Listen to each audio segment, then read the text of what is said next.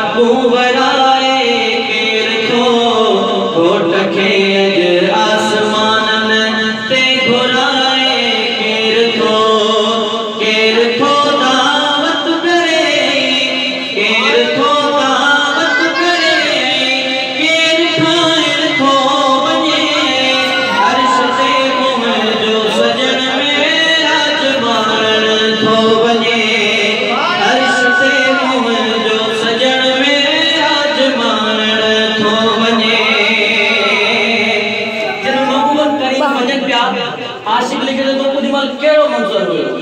थोड़ो तवज्जो रहमतुन जा मीहराजन ते वसी प्यावत फुड़ा बख्श जीवी दाह तो अज ही बुरा ही बेवड़ा रहमतुन जा मीहराजन ते वसी प्यावत फुड़ा बख्श जीवी दाह तो ही बुरा ही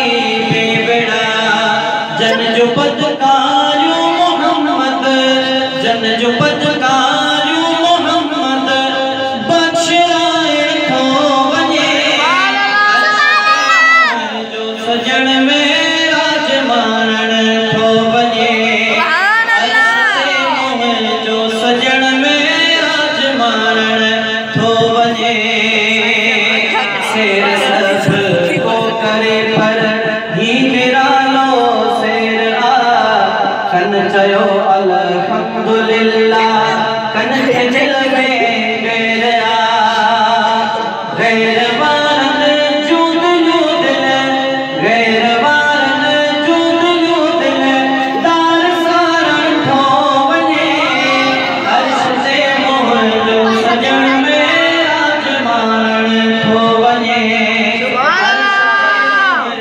सजन में राजमान थो वने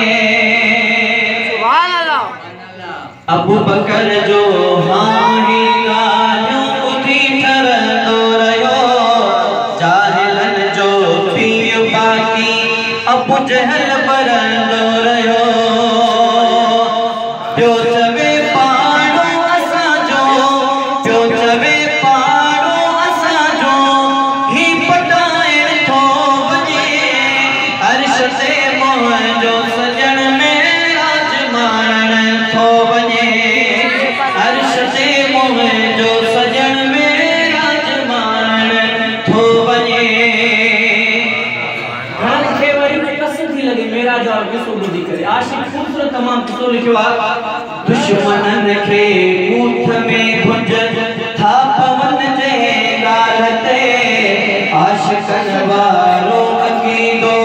आप को ते गालते जो सुहारा दुश्मनन थे ऊठ में भुंज था पवन जे गालते आशिकन वालो अकीदो आप को ते गालते मर्तबो पह जो मुनाफिक मर्तबो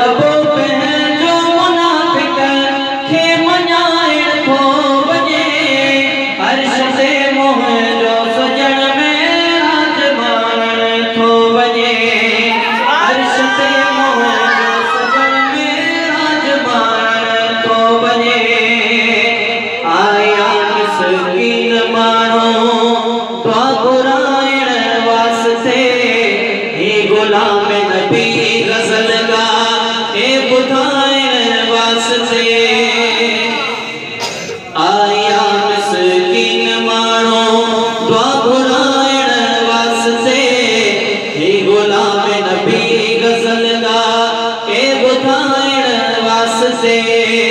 नात खानन में मिले, नात खानन में मिले, नालो दायर थो वने, हर्ष से मोह जो सजन में राजबार थो वने। तो असाना लायकन खे, तो असाना लायकन खे रंग लाइन थो वने, हर्ष से मोह जो सजन में राजबार थो वने।